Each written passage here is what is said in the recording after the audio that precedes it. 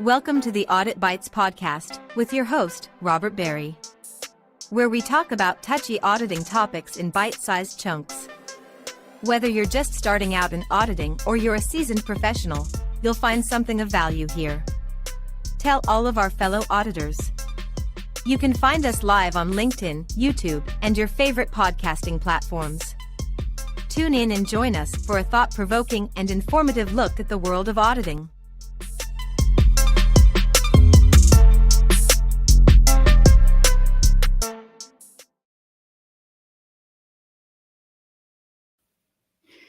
Well, hello, friends, and welcome to episode number 35. Can you believe it's 35 episodes already? Episode number 35 of Audit Bites, and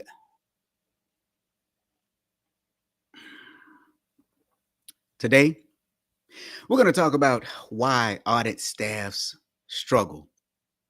Now, lately, I know I've been talking about a lot of controversial things. If you saw my post on LinkedIn from today, there was some artificial intelligence where I did a deep fake face swap live during one of my other podcasts. And I've also been talking about why there's a shortage in the internal auditing profession. And so today, we're going to go a little bit deeper. Today, we're going to talk about why audit staffs struggle, because think about this. You will never be able to perform good work if your staff is struggling. But before I get started, let me remind you all, go over to our YouTube channel, go subscribe, listen. It looks a mess right now, but the content is good and the content is there. I'm still figuring out this YouTube world and I'm having fun figuring it out. You saw the coffee mug, Leslie. Yes, merch. You like the way I subtly placed it up there? That was not so subtle, right? All right, so you all know how I do. I start things typically with a story. So let me tell you about John. Now, that's not his real name. Last name Doe, obviously not his real last name either. But I was talking to John recently, and he had accepted a position in an audit department about a year and a half ago. It was a brand new audit department for a company that had just gone public, and he was very excited about the possibilities. He was very excited about the possibilities and what he was going to be able to do in that audit department. So they went through 1 year of, well, Sarbanes-Oxley. Now, you know how I feel about that. SOX is not audit. If you don't trust me and believe me on that, you're wrong. SOX is not audit. So he thought he was going to be doing internal auditing, but he ended up doing Sarbanes-Oxley, which to him was extremely, extremely boring. Now, he's headed into his second year at the organization, and he noticed that all his boss was talking about was Sarbanes-Oxley. But what happened to the actual auditing that they were going to be doing? That was the question that he had. What happened to the actual auditing that he was going to be doing, that he was hired to do? Well, when he ended up talking to his boss ended up telling him that there had been a change in direction for the organization and that they wanted the audit department to shoulder a lot of the responsibility for doing the Sarbanes-Oxley work. Imagine that. He was hired thinking that he was going to do internal auditing work. He suffered the first year doing Sarbanes-Oxley because, well, he was promised that they would get to real audit work in that second year. Now, the second year came around and he noticed that all they were talking about was SOX. And he became concerned. Now, when he asked his boss about it, his boss openly admitted to him that there had been a change in direction from the management team at the organization. So then he asked, well, when did this change occur? Now, his boss told him, well, they decided that about a year and a half ago. Ooh, right around the time he started the job. That really would have been good to know now, wouldn't it? Now, Sonal says she has nightmares from SOX. Yeah, I do too. I like to wear SOX, but I don't necessarily like doing SOX testing. And here's the bad part. I'm actually good at it. Oh, so I'm called to do it fairly often. But back to the story with John. John was hired to do a job. He thought it was internal auditing. Turns out the goal for the organization shifted to where his responsibility was going to be Sarbanes-Oxley. So that brings me to my very first point as to why most audit staff struggle. First point is they don't understand the big picture. When you look at a lot of audit shops, they are layered. You have your chief audit executive or director of audit, whatever the position title is, and that person is responsible for maintaining good relationships with organizational management and the board of directors and the audit committee. So they're responsible for all the soft things that need to happen. Then you might have an audit manager. Then you might have an audit supervisor, maybe even a senior auditor, and then a staff level auditor. Now, if your audit department does not have clearly defined goals and objectives that have been communicated to employees, it's kind of hard for them to do good work for you. I'll give you another example of what I mean by that. I had one audit team that I was responsible for managing, and when I inherited the department, there was only one person that had a professional certification. They'd been doing it for several years and had been performing at a decent level. And so I came in as the new guy and I said, I need for you to get some certifications. Now, of course, their question to me was, why? We've been doing this for quite some time without certifications. Now, I could have just said, hey, because I said so. I could have taken the parent role, right? Because I said so. How many kids hate that? How many of you hated hearing that when you were a kid? I could have taken that approach, but I didn't. You see, one of the reasons that I wanted them to get certifications, well, there were two reasons. One, they didn't perform as well as I wanted them to as auditors. And oftentimes when you study for certifications, you learn the fundamentals of the job. That was the first reason. So I actually told them that.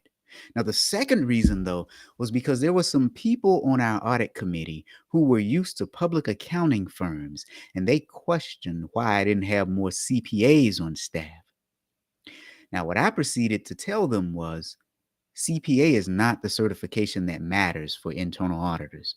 Now, it has some weight, but realistically, if you really want people to be certified, and that's a big if, because not all, you don't necessarily need a certification to be a high-performing internal auditor. However, my audit committee was asking about certifications, and if they wanted to see certifications as a sign of proficiency, the certified internal auditor designation would be the better one, or the certified information systems auditor. So I explained that to them, and what they expected was for people to be certified. So now what did I do? I went and in turn told the staff that this was an expectation from our audit committee.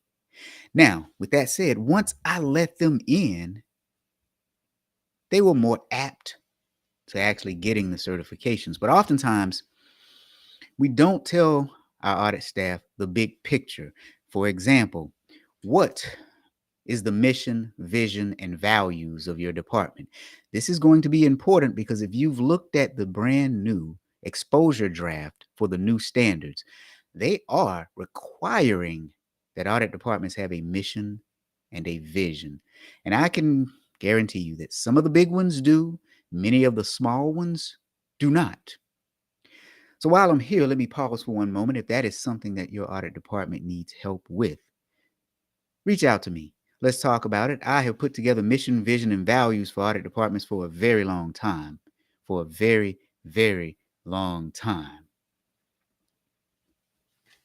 Now, Lisa says, in her humble opinion, CPAs only good for opinions. You mean opinions over the financial statements? If that's what you mean, I kind of agree with you. For some reason, people want to see internal auditors with CPA designation, but those are two totally different fields altogether. I mean, a CPA license shows that you have some understanding of financial statements, but internal auditors aren't looking at the financial statements.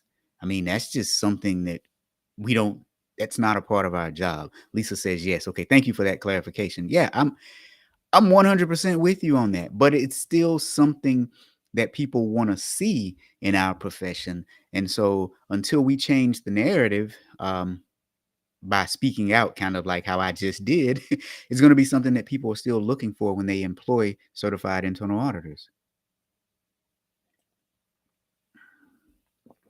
By the way, if you want your I Love Audit mug, you can go to my website and get it. That auditguy.com. Go to merch and you'll see it there.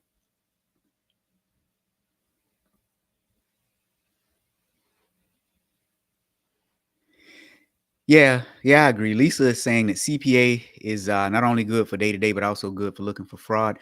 You know where the money is. So let's talk about our internal auditors again, though. One of the reasons most audit staff struggle is because they don't understand the big picture.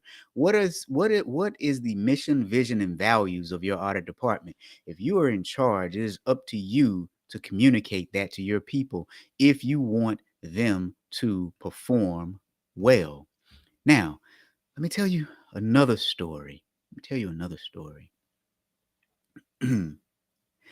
So yesterday, I posted something on LinkedIn. I'm sorry, it wasn't yesterday, but it was the other day where I said something about my boss threw me a surprise party. I said my boss threw me a surprise party. Now, while you're probably thinking that this is a good thing, listen to the story. Because I think everybody likes surprises until you don't like surprises. So we were working on an audit project and we were auditing this critical piece of software for the company. Now, the software was expensive and it looked good. However, this thing was not secure. It was not secure at all. It was kind of like leaving your Lamborghini parked unlocked in a really bad neighborhood. So it looked good, but it didn't perform well. After we finished the review, well, we found a lot of issues when we did the review, but after we finished the review, our boss told us that the organization had decided to purchase new software. And so my question was, when did you make that decision? They had made the decision several months ago, like right after we started the audit. So my question was, why didn't we just stop the audit and spend those resources elsewhere? Because we wasted several weeks, even months worth of time. We did a worthless review at that point. So throwing your people surprises makes them unproductive. So that gets to my second reason why audit staff struggle. They are not in the loop. They aren't in the loop. If your people are not in the loop, they're going to struggle. You have this mission and vision, values in your head. Then you have the way that you want them to execute tasks in your head, but you don't effectively communicate that to them. Here's the ultimate problem with that. Hoarding information does not make you a hero. Have you ever worked with someone? You went to meetings and you thought that everyone was on the same page about what was going to be said at the meeting. And then all of a sudden, in the middle of the meeting, they came out with this new piece of information that they could have and should have shared with you. But they came out with this information because, surprise, it made them look really good. And for those of you listening on the podcasting platforms, I'm saying good in air quotes because it really does not make you look good. Hoarding information does not make you a hero. I'll say that again. Hoarding information does not make you look like a hero. But here's the other thing. Sometimes people keep information from you on accident. So it's not always done on purpose. It's not always done on purpose. So I'm not saying that everyone is malicious in what they do. Ooh, Sono said that was a perfect analogy. I'm assuming you're talking about leaving your Lamborghini unlocked in a bad neighborhood. Yeah. If it looks good, but you don't adequately protect it, something bad is going to happen. Malika, I hope I said your name right. CIA and CISA. Yeah, I think those are the relevant certifications for internal audit. Um, you do need to understand accounting, but you're not booking journal entries. And Lisa says all staff need to be engaged at all levels. That's how you operate. That's how I operate. I have weekly staff meetings and sometimes I overshare. But in all seriousness, you need to provide people with information if you want them to perform well for you. I'm going to say that again. You need to provide people with information if you want them to perform well for you. There's no need in hiding things from people and then turning around and wondering, I wonder why they didn't do the job that I wanted them to do. That makes absolutely no sense. So, listen, we got a couple more points, but right now I want to thank you all for joining me on episode 35 of Audit Bites. So, while you're here, there are a couple things I want you to do. Go over to my YouTube channel and subscribe. We're cleaning that thing up so that it looks pretty, because right now it actually does not look like a Lamborghini, but with the information there, it certainly drives like one. How do you like that, Sono? But the other thing I want you to do is listen, go over to auditbites.com. Find us on all your podcasting platforms. We're on Apple, Google, Spotify. Spread the word about this podcast to your friends. From what I can see from the download statistics, we have a worldwide audience. I am so surprised that so many people just want to hear me talk about auditing. I just really surprised pleasantly, and I love all of you for it. But spread the word far and wide. We want to get more people involved and engaged. Now, Lisa says, I like people to have ownership of their desk. Thank you. That You know what? And here's the thing, too. I believe more people want ownership. I think we don't give them the ownership for a few reasons. And I don't think most people actually hoard information on purpose. Here's what I think. I think, one, we don't trust people. But here's the problem. If you hired them and you don't trust them, then that's a you problem, not a them problem. So the first thing is we don't trust people. The second reason is I think that we honestly believe that we're protecting people sometimes. I really think that sometimes we believe that we're protecting our people by shielding them from specific information. But oftentimes, if you give them the information, they want to dig in and help you fix the problem. So I think we owe it to our people to keep them in the loop. My man Mansour is here. Thank you, man. Mansour said Audit Bites is a great show. Man, I appreciate you because I appreciate all of you all. I'm having a really great time doing this, and I appreciate all of you all. So now, I just took that moment to pause. Let's get back into it. Here's why most audit staffs struggle. First reason was they don't understand the big picture because we haven't communicated the big picture to them. The second reason is they're out of the loop. Remember, hoarding information does not make you a hero. You don't have to protect people from everything. If you give people information about what's happening, they want to help. Stop keeping your staff out of the loop. Now, let me go on to the third point. And you all know how I do. I just like to tell stories about things that have happened to me. So here's our third story. Here's what's interesting about today. Normally, I just say one story and hit the points throughout. You're going to get 4 different stories from me today. I don't know. I'm in a storytelling mood, so let's have fun with it. If you like the stories, drop storytelling into the chat and let me know. Or just send me a message. Let me know you like the stories. So I was doing a quality assurance review. By the way, yes, I do those, and I'm probably the most efficient at it. I can be in and out of your audit shop in 4 weeks or less. Anyway, and it's just me most of the time. So I was doing a quality assurance review at this one audit department.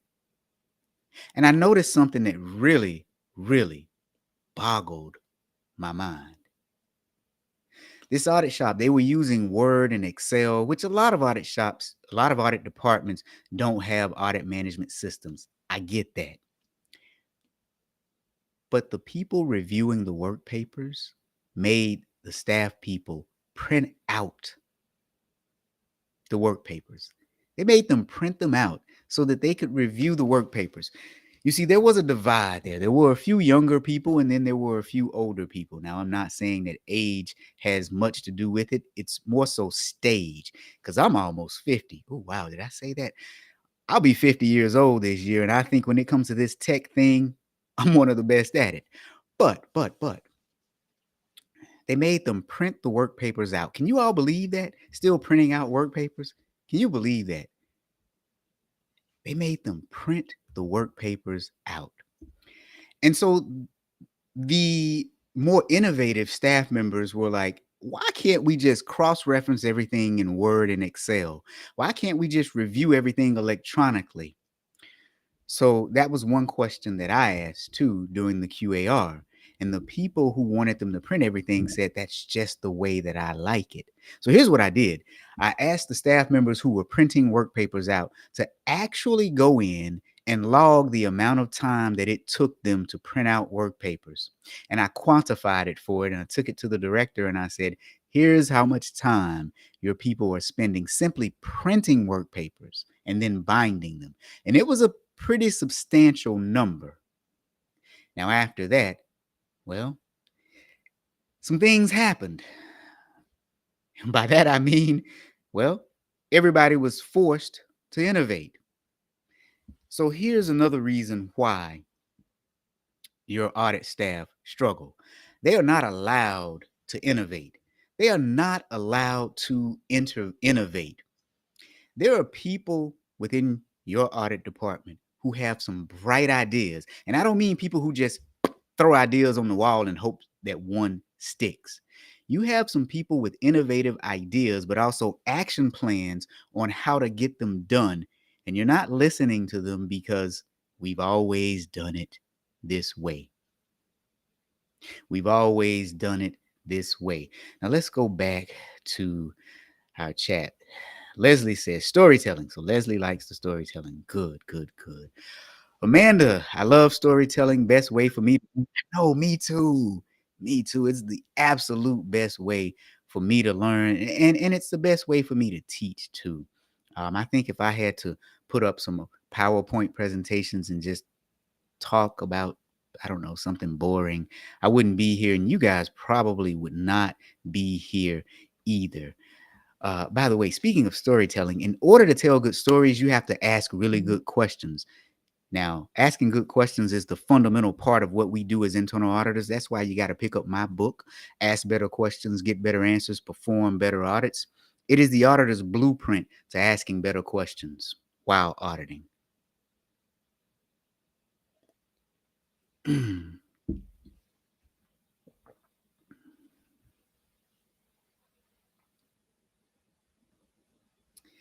Yeah, Lisa, the staff does the best job. Yeah, the staff doing the job are the best people to improve the process. Absolutely. We know that as auditors, so why don't we apply that same concept within our own department? I find that to be very interesting. I find that to be very, very interesting. So my third reason why audit staff struggle is they aren't allowed to innovate. And here's what I want to say.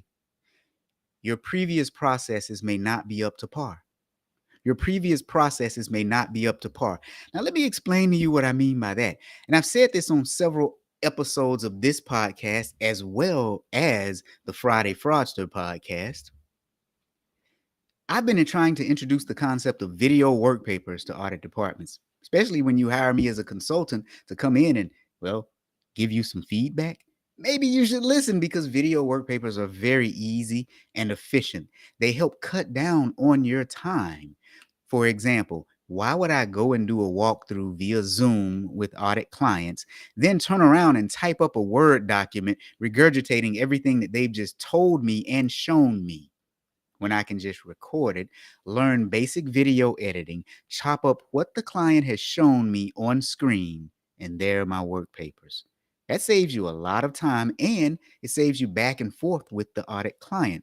Now, my man David over at Swap Internal Audit introduced the one-page audit report. Isn't that innovative?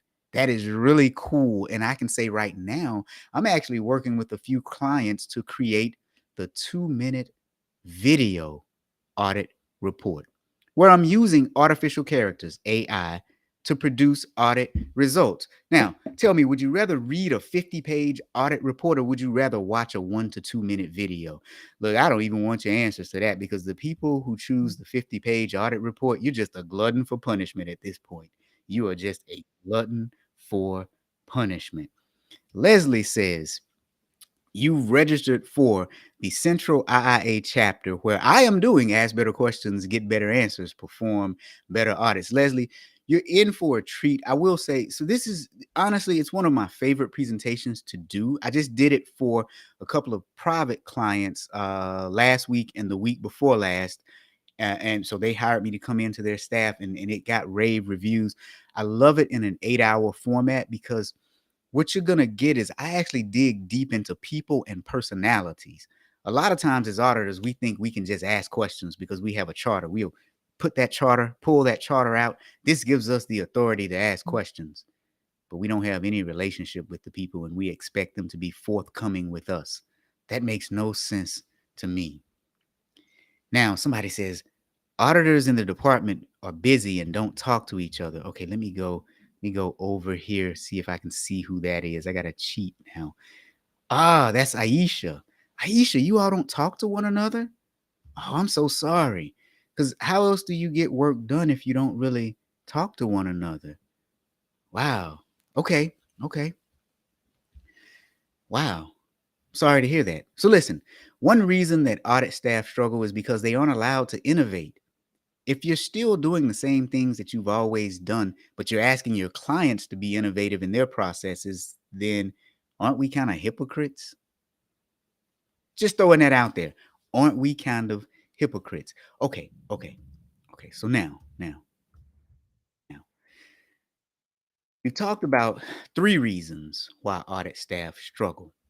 I've told a few stories, and well, I think I got you on board with me right now. So the fourth one, ah, I don't know if I have any real strong story to tell. I'm just going to dive right into this fourth one. A fourth reason that audit staff struggle is because, quite frankly, they don't understand the fundamental audit execution strategies. They don't understand fundamental audit execution strategies. Now, let me explain what I mean by that, because I can tell that there are going to be some people saying, well, I know how to perform, I know how to do my work papers. I know how to perform a walkthrough. I know how to do sample size selection. Well, that's great. What do you want, a cookie? Your basic job as an internal auditor, your primary job is to extract information from people, analyze that information against a set of factual evidence, and then report on the results. Now, this is true whether you're an information technology auditor, a quality auditor, an operational auditor, a financial statement auditor. If you can't pull information from people and then logically analyze that information against a certain set of facts, and then logically come to a set of conclusions, then you're useless. So now, one of the fundamental audit execution strategies is knowing how to talk to people. You can be the best auditor in the world, but if you can't get along with people, ask them really good questions, be able to make them comfortable enough to provide you with information, and then if you can't turn around, summarize that information, analyze it critically, do root cause analysis, and create some sort of a report, whether it's in writing or verbally, then you fail as an audit professional. As a matter of fact, that is why my entire training business is primarily built around soft skills. If you look at my course catalog, there are courses on active listening, dealing with difficult people, delivering difficult news. You see, those two things are different. And I run into a lot of people who think that those two things are the same. No, delivering difficult news is very different from delivering difficult news to a difficult person. So, one of the primary fundamental audit execution strategies is learning about the psychology of people so that you can understand how to deal with a passive person, a passive aggressive person, a manipulative person, an assertive person, an aggressive person. Leslie, these are all the things that I talk about in that course that you are taking. That is one of the most important things that you have to deal with. Another thing is learning what your communication style is. You see, I learned years ago that I dislike dealing with passive aggressive people. I can't stand it. I believe that they are truly bad people. And so I push them off on other people now. No, I'm just kidding. Yes and no. So what I do is I find someone on my staff whenever I'm an audit director. I find someone on my staff that is good with dealing with passive aggressive people, and I match styles. I match styles. Why would I sit here and struggle and beat my head against the wall dealing with someone who is obviously within one of my weaknesses of communication when I have someone on staff that can do it? You see, one of the fundamental audit execution strategies is learning about people, learning the psychology of people. And I say this all the time. Internal auditors should study psychology. Internal auditors should study psychology. Lisa, stop it. You are not just aggressive. At least I don't think you are. Maybe you are. Heck, maybe you are.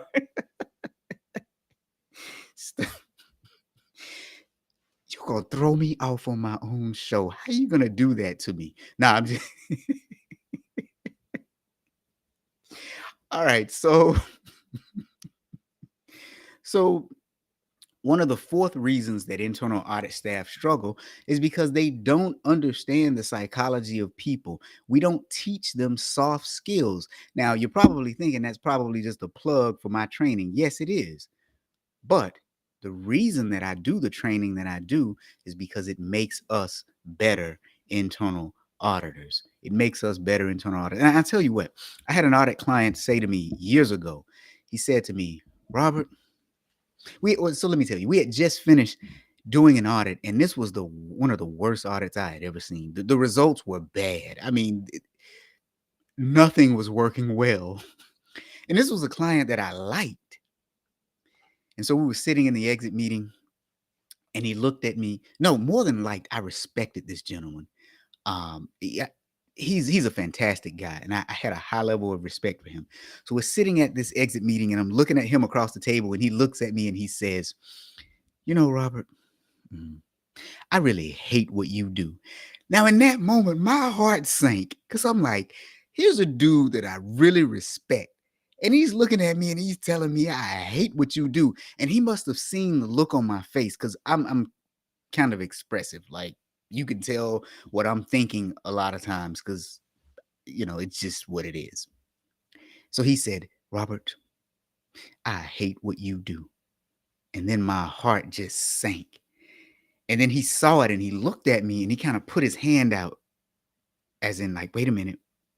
And then he said, but I like how you do it.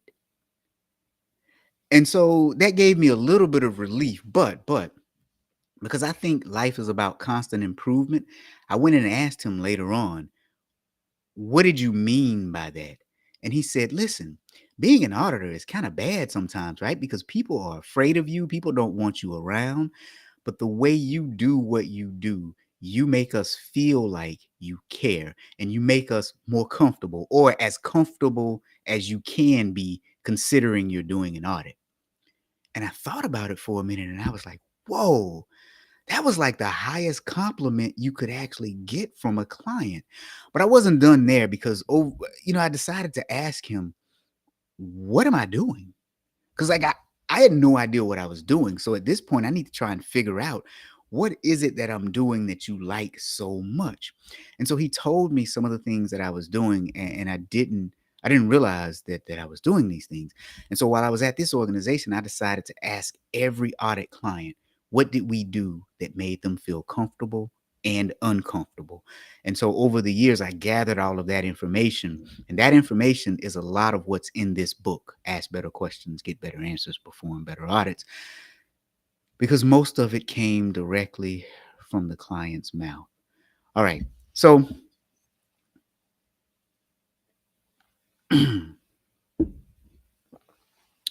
before we go for today, I'm over again. I said it in the beginning, but go to auditbites.com, find everywhere that our podcast is, and subscribe on your favorite platform. So if you're an Apple person, I won't hold that against you, but subscribe on Apple Podcast. If you have an Android and you subscribe to Google Podcast or Stitcher, Spotify, go and subscribe. Now, if you like seeing my ugly face, go to our YouTube channel. I got some surprises coming over there soon. It doesn't look pretty right now, but there's a lot of good information. All these live shows stream to the YouTube channel. And don't forget about the Friday Froster podcast and live show every Friday at 2 p.m. on YouTube and LinkedIn. For everybody that joined, I just want to say thank you. This is so much fun for me. This is so much fun. If your organization has a training need, call me up. I have a course catalog with 26 really good courses. I'm very strong in all of the things that are in my course catalog, and that's why I put them in there. So give me a call if you need some training. Yeah, Leslie, we are approaching 100 episodes on Friday Froster. We were thinking about doing it this week, but this week is Good Friday. So I think we might punt until next week because I don't know how many people are really going to be listening on Good Friday. But yeah, 100 episodes. Who'd have thunk it, right? Like who really would have thought that me, Joe, and Kelly could hold you all's attention for 100 episodes and then get some of you all to join in as guests. And then here's the other thing. When I look at the statistics, as far as who's downloading, there are people all over the planet listening to the Friday Froster. And I'm amazed. I'm humble. I'm thankful. You all just make life fun for me. And then Lisa says Friday is her birthday. Happy early birthday, Lisa. Happy early birthday. And Dahlia says, great. Yeah, great. Yeah. So anyway, thank you guys for joining me for another episode. See you next time. Thank you for watching this episode of Audit Bites. If you receive value from this podcast, do us a favor. First, tell other auditors. Second, give us a 5-star review. And finally, talk to Robert about training your auditors. Our contact information is on our website, www.thatauditguy.com. It's also where you will find our course catalog, on-demand courses, a kick-butt blog, other podcasts, Robert's best-selling books, and last but not least, audit merch. That's right, we have audit hats, shirts, mugs, and more. Thanks for watching and listening. See you next episode.